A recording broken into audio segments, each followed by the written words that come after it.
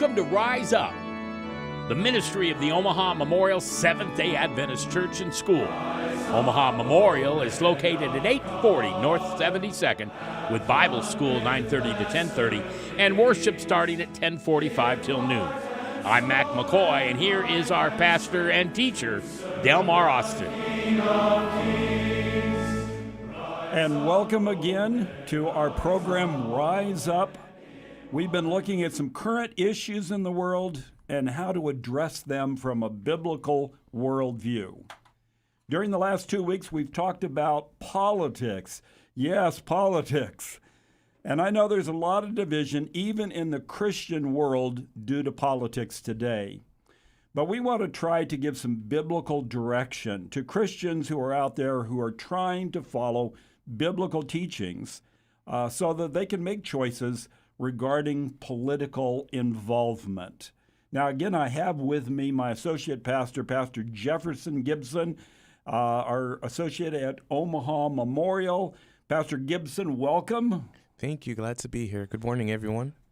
Pastor, you're still a young man, and you have recently, not too long ago, passed the age of 18. When you reach that age of 18, there are suddenly some things that you can start doing, right? Yeah. What were some of those things that you anticipated or you thought about as you reached that point in life? You could start being able to drive and get your license. Okay. So that's one thing, and you could start.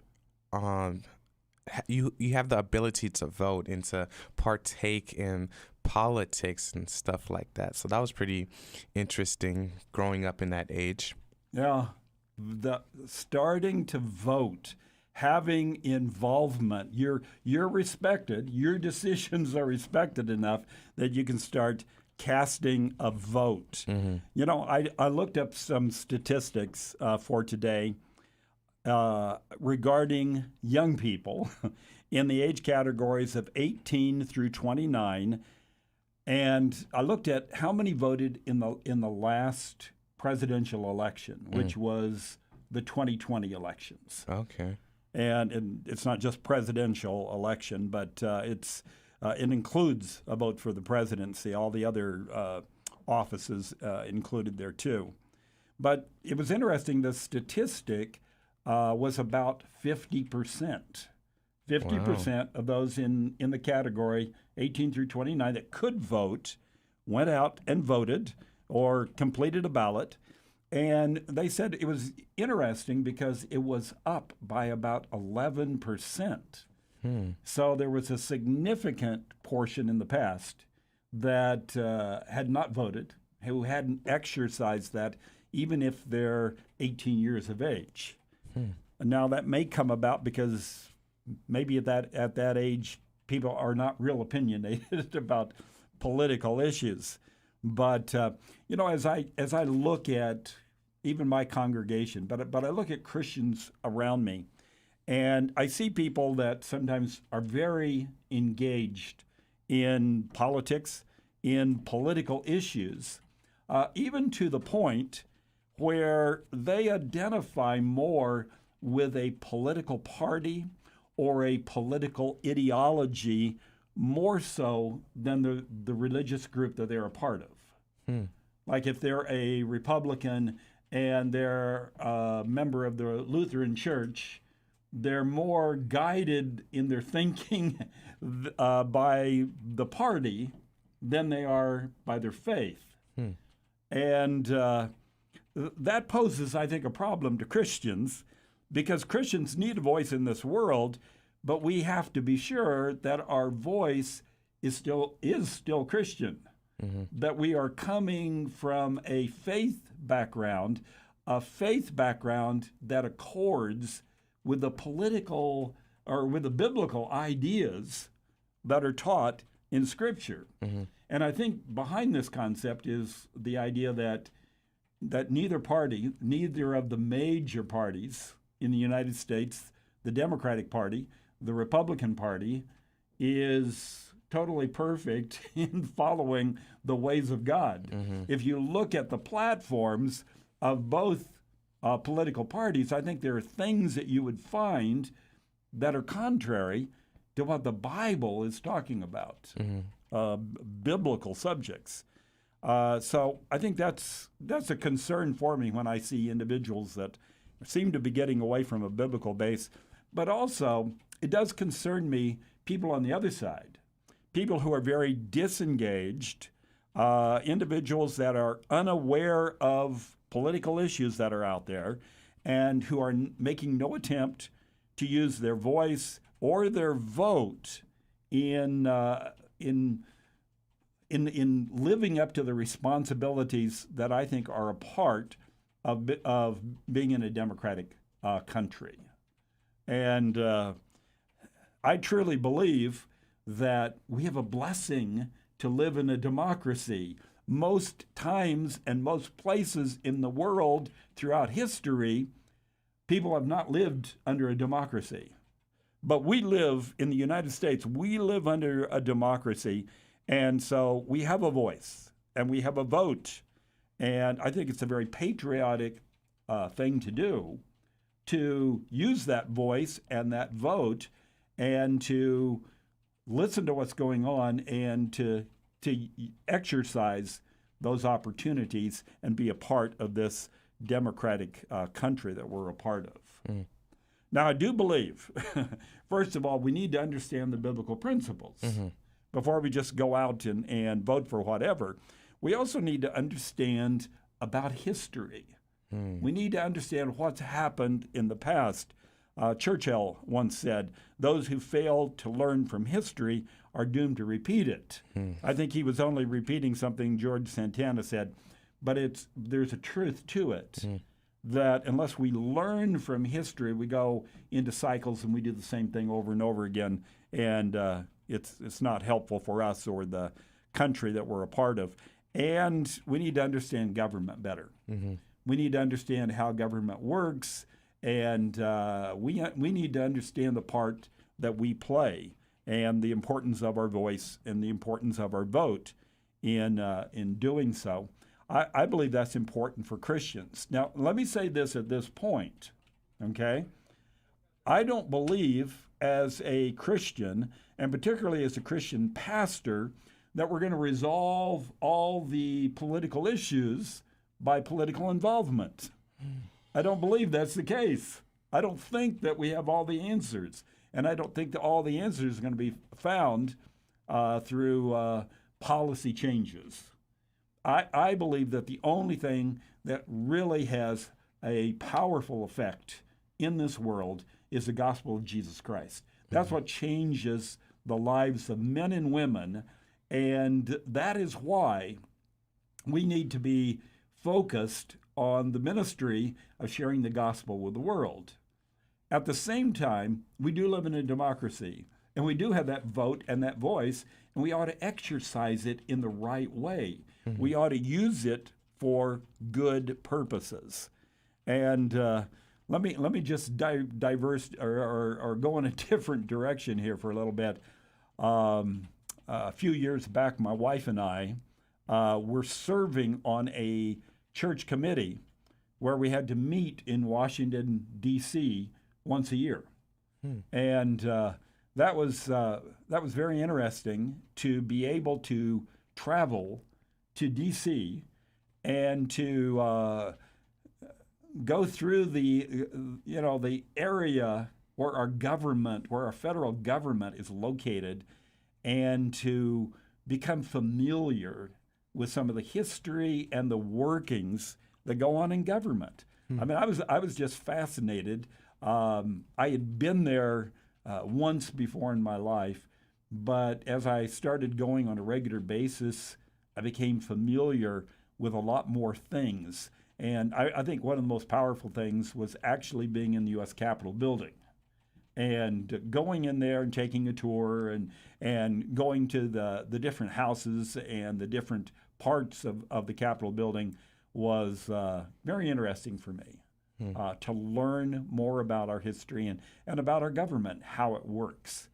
And I think that Christians and all people in this country have a responsibility to understand about what's going on in our world and in our country particularly, and then how to make intelligent choices in order to make sure that we are helping our country move in some of the right directions. We have convictions as Christians as to what are right and what is wrong, and issues that are important to us. And I believe it's very important. I believe we need to be out there and to use the influence that we have to help bring about the right kind of policies in our country. Now, let me make a distinguishment again between issues and policies or legislation. Issues, there are things that the Bible addresses very clearly. Like we talked about last time, we talked about the issue of poverty. Bible talks about poverty. We ought to be concerned about poverty. And yet, some of the policies that we have used in the past were not necessarily helpful in dealing with the problem of poverty in this world. So when we talk about issues and policies, remember that there's a clear difference between them. We as Christians may not have all the answers to how we can be supportive of these issues, but we ought to certainly vote for good policies, and we ought to vote against bad policies. And so we need to take some time to understand about biblical issues, and then use a reasonable mind and good perception to determine what it is that is really going to help support this issue that's a biblical issue that any Christian ought to be supportive of. Okay, well, we've just given an introduction to what we're going to be talking about today, political issues and the Christian faith. We're going to come back, and we have some issues that we want to address like we did last week. So come back, join us after this commercial break, and we'll talk some more about some political issues. Welcome back to Rise Up, a ministry of the Omaha Memorial Seventh-day Adventist Church and School. I'm Mac McKoy, and now here is your pastor and teacher, Delmar Austin. Rise up, and welcome back to Rise Up. We're here today talking about political issues and the Christian faith. And we just got through in our introduction talking about some of the issues. One of the issues that we talked about last week was poverty. And we talked about it ought to be an issue that Christians are concerned about. The fact that there are so many impoverished people in this world. The fact that even children are dying today because of poverty and how it affects this world. We also talked about religious freedom, and we also talked about protecting human life. We said these are issues that the Bible is clearly supportive of, and we need to think in terms of how we can be supportive of it. In regards to protecting human life, it's interesting that something just happened yesterday that I think is significant that we ought to at least make mention of. We talked about protecting human life does touch on the area of abortion. Now, I know that's a very divisive issue today, but let me just bring us back to a little bit of the history. In the past, in the history of our country, 1973 was the Supreme Court decision of Roe versus Wade, where a decision was made that people should have the constitutional right, not people, but women should have the constitutional right to have an abortion. And it was a pretty landmark decision because it changed the way that people were dealing with this whole issue of abortion. Now, that went on all the way until this year. that Supreme Court decision stood until 2022, when the Supreme Court reversed that decision and said you don't have a constitutional right within the U.S. Constitution for an abortion. And so basically they were throwing it back to the local states. And the local states had to determine those issues. And right now, we're in the middle of a lot of things. Well, we just had a primary vote that was taken yesterday in several states. It also took place in the state of Kansas. And on the ballot was an issue regarding abortion in regards to whether, because at the time and continuing right now, there is a statement or a law upon the books in Kansas that says that women have the constitutional right for an abortion. Now, this ballot item was to decide whether that should change or not. And so people came and they could voice their opinions, not just let a court or let legislators make that decision, but that they could express their voice and their vote. And the decision that was reached from that vote yesterday was against changing the Constitution of Kansas, which means still permitting the constitutional right in that state for abortions. And it was a fairly large victory. It was like 59% to 41%, which surprised people. Kansas has always been a fairly conservative state. And the fact that turned out the way that it did, I think alerts a lot of people to the fact that the issue of abortion is pretty complicated.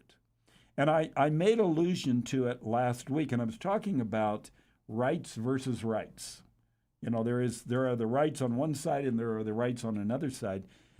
Involved here are the rights of a embryo or a child in the womb, okay? But also there are the rights of a mother who is pregnant.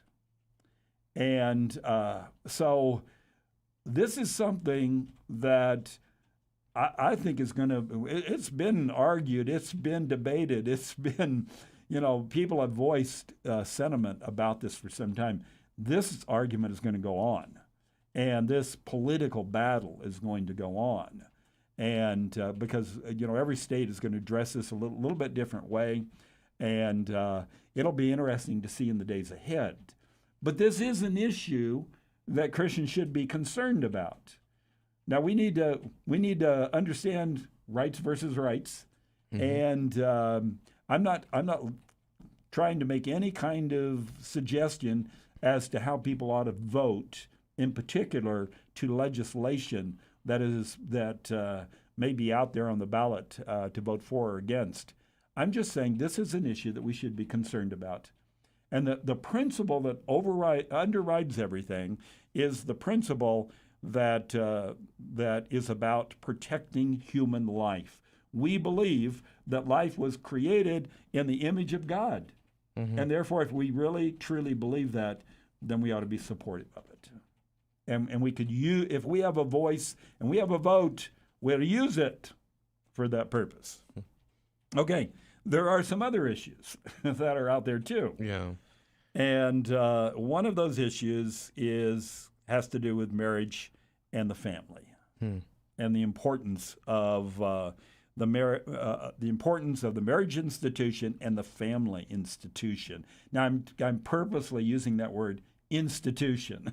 Some people don't like that word, but I believe it's important for us to recognize that this is a plan that God put into place.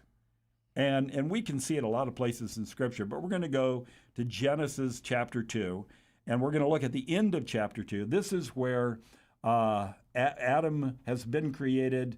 God decides that he's going to create a helper for Adam. And so he takes the rib from Adam's side and he creates Eve. He brings Eve back to Adam, and Adam is excited and thinks it's a great idea. And as I do too, I think God's idea about men and women is a great idea that He's given us. Now, verses 24 and 25 kind of crystallize all this. They kind of bring it together as to what God is doing here. And verse 24 says, "Therefore a man shall leave his father and mother and be joined to his wife, and they shall become one flesh." Now, God is not just saying, if you like this idea, this could work. He's making a pretty strong pronouncement here. This is what I have planned for humanity. This is a plan that I want to be followed, that a man who is attracted to a woman who is joined with a woman, therefore that he should then leave his parents' home and create his own marriage and his own family. And it even goes on in verse 25 and says, "And they were both naked, the man and his wife, and they were not ashamed." They were not ashamed because this is God's plan. This is God's doing. He institutes the concept of marriage. He institutes the idea of a family. Those are things that God has given to us. We as Christians in the world today ought to be supportive of that plan. Now, unfortunately, that's not happening real well in the world today. Yeah. You're just a young pastor, but I think you can see in your time, Pastor Gibson, that there's a lot of marriages that are breaking up. A lot. And there's a lot of families who are struggling and having a hard time to, live according to these ideas that God intended, right? One fact that I came across, which I felt was really interesting as I was preparing for the program today, in the United States, we have the highest rate in the world of children growing up in single-parent homes. Wow. At 23% of the children that are growing up across the United States, they're growing up in single-parent homes. What has happened to our Christian advocacy of marriage and the family? Well, I think since we live in a postmodern or post-Christian age, I think the institution of marriage may be not so valued in our society, since we're no longer a Christian believing people that once hold on to Judeo-Christian values. So I think that could be the reason why marriage is falling apart. And the further we get away from God and His guidelines for life, the more stuff like divorce is clearly seen in our everyday lives. There are laws that we make within our country that help protect marriage and the family. They're against things like rape and sexual abuse. We do have some laws against pornography, and even some, although it's up in the air right now, regarding protecting the unborn. But there are some areas there's no laws against, like living together. That is something that the Bible condemns, and yet for people today, even Christians, a lot of them don't even give a second thought to people who are living together without becoming married, without entering into a marriage contract or a marriage covenant. And things like divorce, there are divorce laws, but there's no law that says you can't divorce. You just have to do it within those laws. And even homosexual marriage, which is now recognized in this country. These are some items that are having an effect upon marriage and the family. And we see the signs around us of marriage and the family breaking down. And, it is human hearts that need to be changed. We can't just enact laws, but we can enact some good laws that help to protect some of these areas, that help uplift marriage and the family the way that God intended from the first. So this is one of the areas, this is one of the issues that's still, I believe, really big in the world today, marriage and the family. We're going to have to pause for another break, but we are coming back again with some more political issues and a biblical worldview. Welcome back to Rise Up, a ministry of the Omaha Memorial Seventh-day Adventist Church and School. Omaha Memorial is located at 840 North 72nd with Bible School 9:30 to 10:30 and every Saturday Sabbath worship beginning at 10:45 till noon. I'm Mac McKoy for KCRO, and here's our pastor and teacher, Delmar Austin. And welcome again to Rise Up. We're here today trying to look at some current issues that are facing our world and our country today, and trying to say, what does the Bible say about these things? And how can we, from a political point of view even, how can we apply these things when we have a voice and a vote in this country? Now, we just got through talking about marriage and the family and about the importance of this issue. Pastor Jefferson, I just want to add into this the fact that all of us are human and all of us fail in these areas of marriage and family. And so we want to speak out of mercy today, because even within the Christian church, there's a lot of people who face broken families and broken marriages. And we recognize that, and we still love them the way that God loves them. And we need to continue to extend mercy towards all of us. And yet at the same time, I think we need to speak towards those things that help support the marriage institution and also family life in this country. So I think that's something important to do and recognize as we're talking about this. I want to talk about another area that I believe is very important. Christians ought to be concerned about it, and it has to do with the environment. What is happening to the environment today? Now, I don't know how that, how people are responding to that, and they may have some real deep-seated disagreements about environmentalism.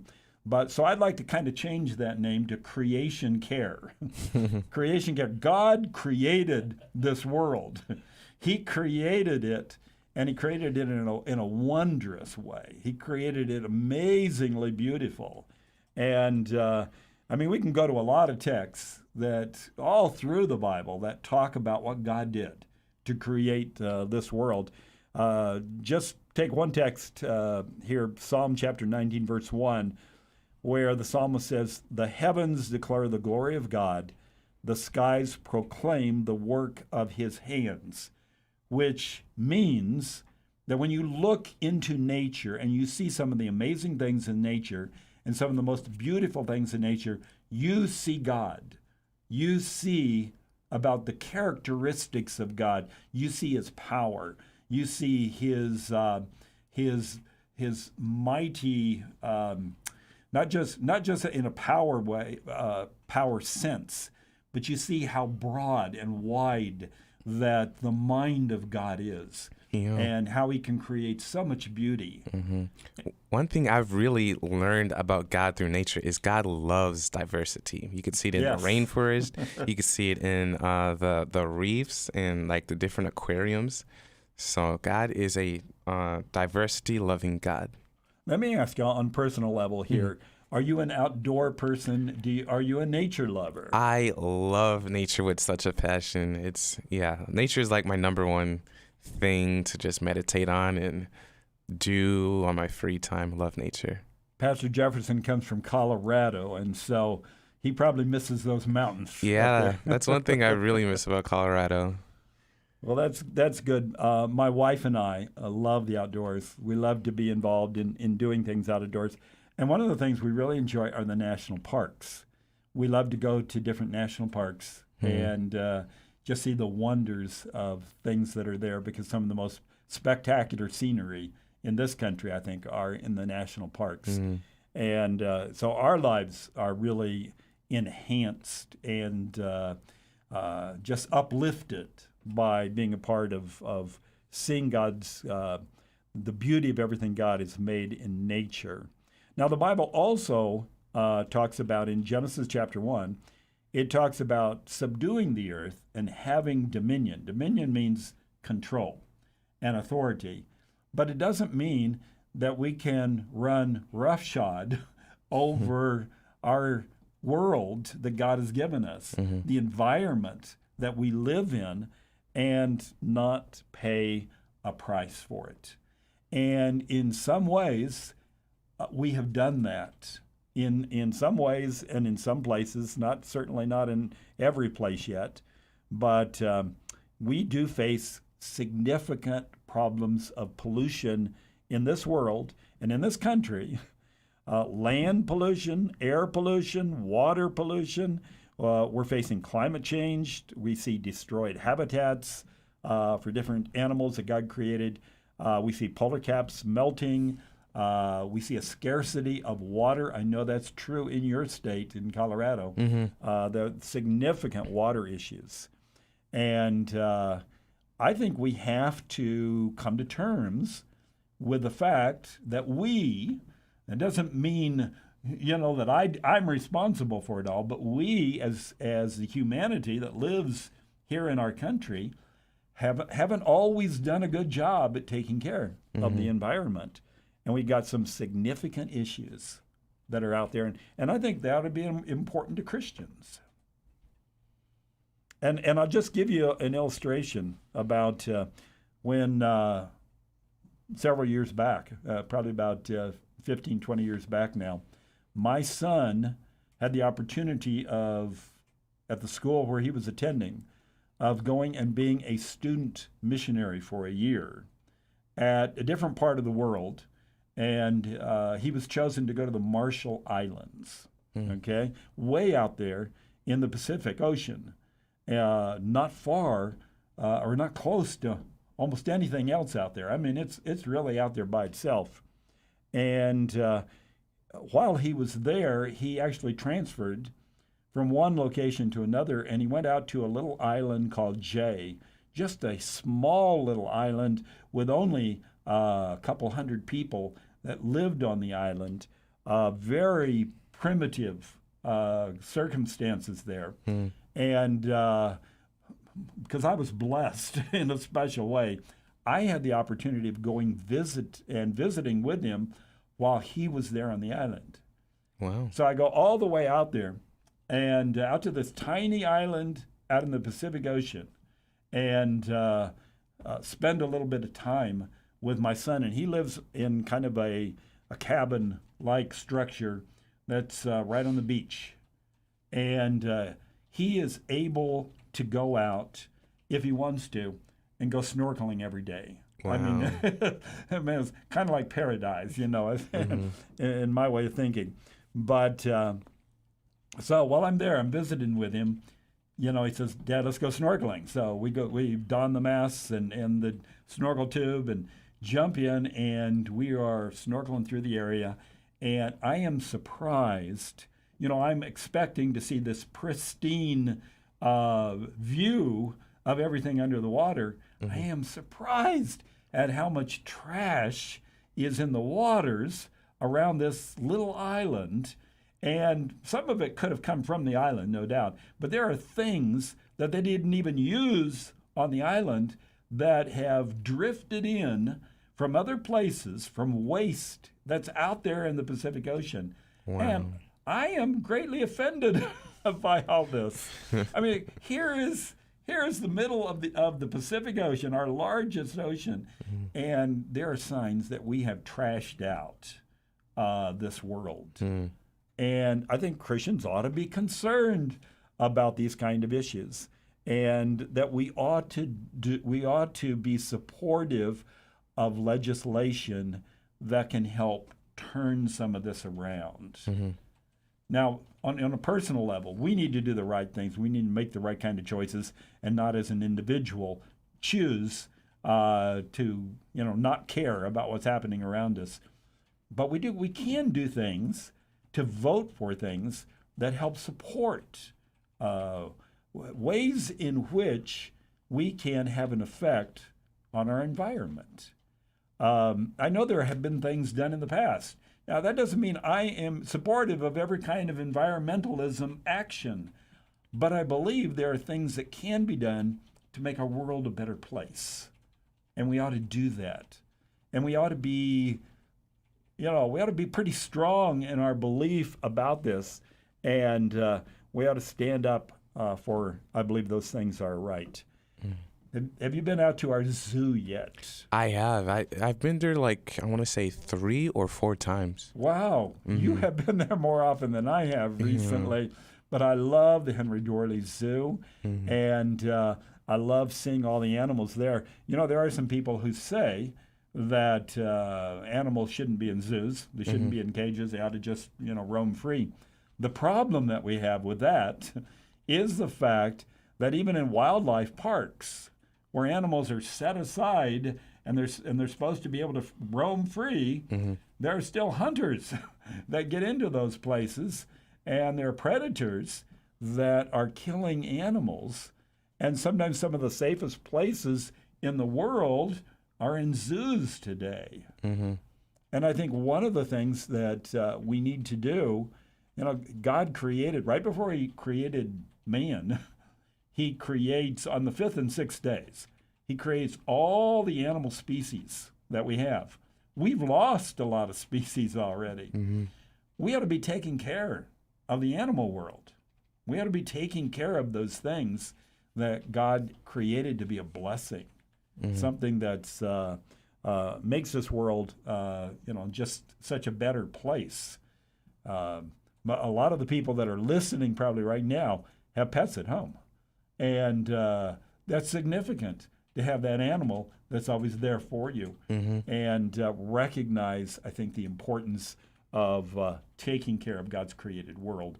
We need to do that as Christians. And so we ought to be concerned about creation care and not just say, oh, that's a bunch of environmentalism and we don't support their concepts. We don't maybe support everything, every direction they're coming from, but we do believe in supporting good creation care. Even if this world is destroyed someday, we believe that we ought to take care of it. We are responsible. We have been given domain, which means responsibility to take care of it. Okay, we need to take another break. We got time for one more section where we can talk about issues that should be important to Christians today. Welcome back to a ministry of the Omaha Memorial Seventh-day Adventist Church and School. It's called Rise Up. Thanks for listening this morning. I'm Mac McKoy, and here is our pastor and teacher, Delmar Austin. Hey, we are glad that you are back again for our last section today on Rise Up. We are talking about current issues in the world today. We are talking about them in terms of politics, political world today. How, becoming involved, having a voice. How do we do that as a Christian? How do we stay true to the biblical issues? We have to understand, Pastor Jefferson, we have to understand what issues that the Bible shows us are important. So we got to be studying God's Word. And it doesn't mean that we, there's a difference between biblical issues that are out there and policies that are made in our country. But we need to be aware of the issues. We need to be aware of the principles that are behind those issues. And we need to make wise choices in regards to supporting political issues that come along. So I want to talk about, we talked about marriage and the family. We ought to be very supportive of that. We talked about creation care. We ought to be supportive of that in this world as Christians today. There's another subject that I believe is very important that we need to talk about that is a biblical issue. And I know it's a current issue. A lot of people talk about it today. It is immigration. And that's a complicated issue again. And so I'm bringing it up. I'm not going to have the final word here on it, but I do believe that it is an issue that should be of concern to Christians. And we ought to use our voice and our vote in order to have an effect in the democracy that we live in today here in the United States of America. Pastor Jefferson, have you ever been to New York City? Have you seen the Statue of Liberty? I have not, unfortunately. You know, I have not. I've been through New York, but I've never had the chance to stop and see the Statue of Liberty, and I'm going to do that someday. And so I've seen pictures, like so many people, but I have seen pictures of the Statue of Liberty. Very, to me, a very inspiring statue. I think it's a great symbol of who we are as a nation here.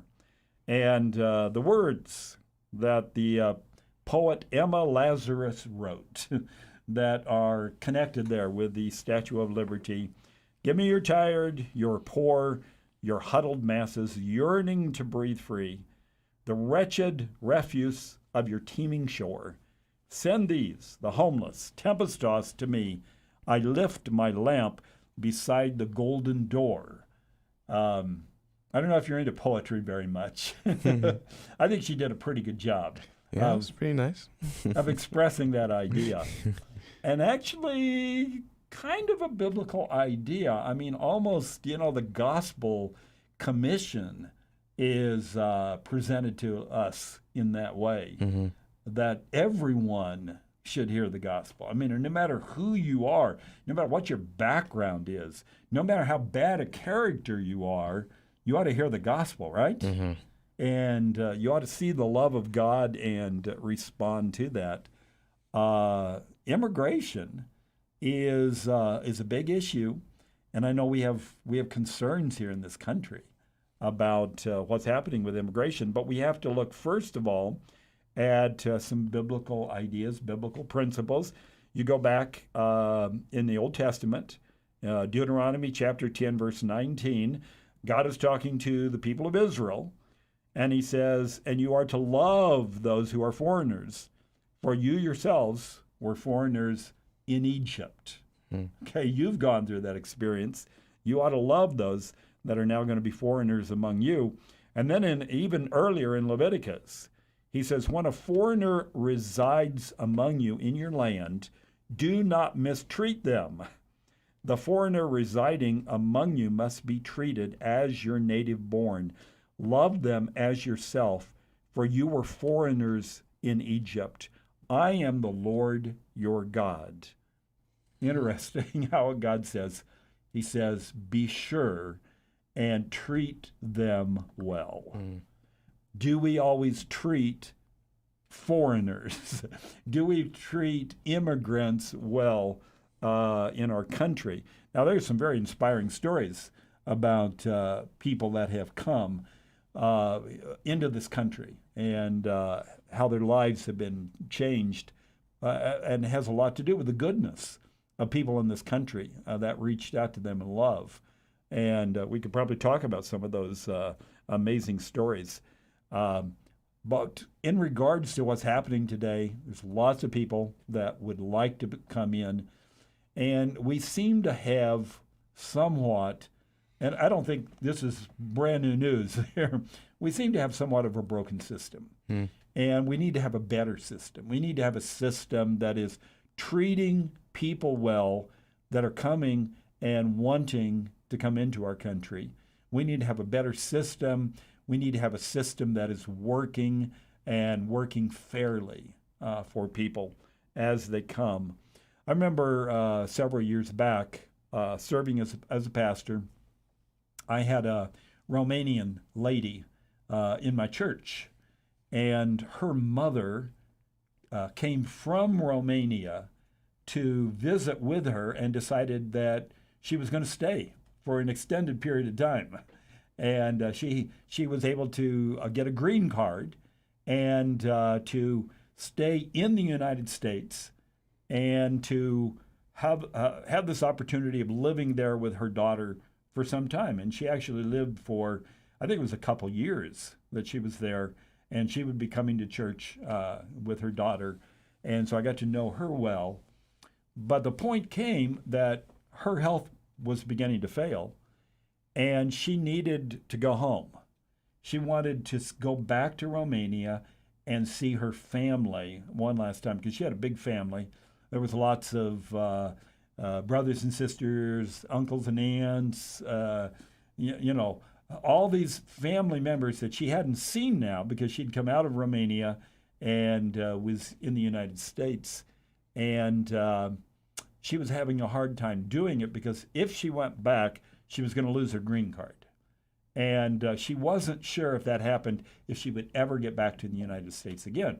So she had to make a choice. You know, am I going to stay with my daughter, which was working out very well, or am I going to go back and see my family back in Romania? And her life was, you know, she knew she wasn't going to live forever. And so it was a big issue for her. And she came to me and she said, "Pastor, can you help me?" I said, "Well, I don't know what I can do." "Well, you can write a letter to the immigration board and explain to them what the issue is and give your support." And, you know, and so I did what I could, and I wrote more than one letter. And it went over a period of time. And just the process was working so slow, there was no way that this issue was ever addressed. And she eventually died in the United States. And I had her funeral. And in the funeral, I just reminisced a little bit about her desire to go back to Romania and see her family. And it just seemed a little unfair. Now, in any system, you know, no system is perfect, but we need to have a system that is as fair as possible to people. And sometimes our immigration system has not been real fair in doing that. Any thoughts that you might have on that? I think, there's such unfortunate situations in life that it makes it hard for, you know, stuff like you trying to travel to one place to another. It makes it really difficult because of how situations now occur with like different policies, different rules and stuff like that. So it's complicated and very rough. Well, and there is still legislature that is being devised, created today that deals with some of these issues.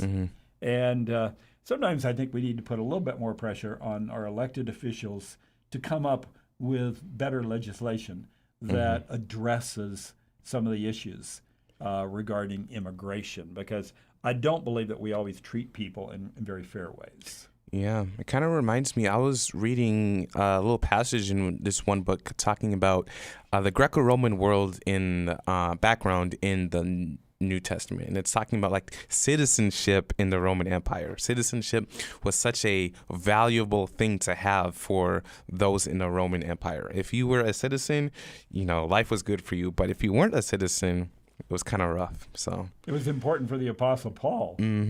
And you know, I was thinking as I was preparing for this, thinking about how many individuals in the Bible were foreigners and how they were treated. I mean, you could start with Abraham and look at the story of Ruth and Daniel and the Syrophoenician woman and Cornelius. And it's just very interesting to look at their life stories and see how people of God were either how they were treated or how they treated others. Yeah. And I think we can learn a lot of lessons from those stories that are found in the Bible. Yeah, I think of the life of Jesus himself. You know, he was in the Roman Empire and he didn't have a Roman citizenship.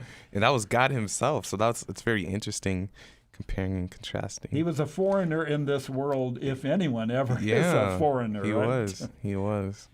We have just a little bit more time, so just a short amount of time. So I want to mention, if you've been listening to this program, you'd like to really study the Bible more and get more in depth on some of these issues, I want to encourage you to go to VOP.com. VOP.com stands for Voice of Prophecy. They are a Christian ministry. They offer Bible study lessons. You can either study those lessons online or you can get those studies sent to you in the mail. And if you get involved with VOP, I believe that you are going to find out a lot more about Bible teachings. And that's, Pastor Jefferson, that's what we're trying to do here. Mm-hmm. We're trying to help people understand better about what the Bible teaches. We've run out of time, but thank you for joining us today on Rise Up.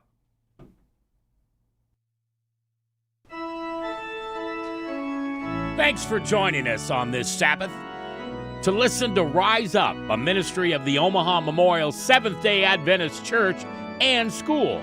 Omaha Memorial is located at 840 North 72nd in Omaha, with Bible School 9:30 to 10:30 every Sabbath and worship beginning at 10:45 till noon. For KCRO, I'm Mac McKoy, and thanks for listening to AM 660, FM 106.7, and all around the world at KCRO.com.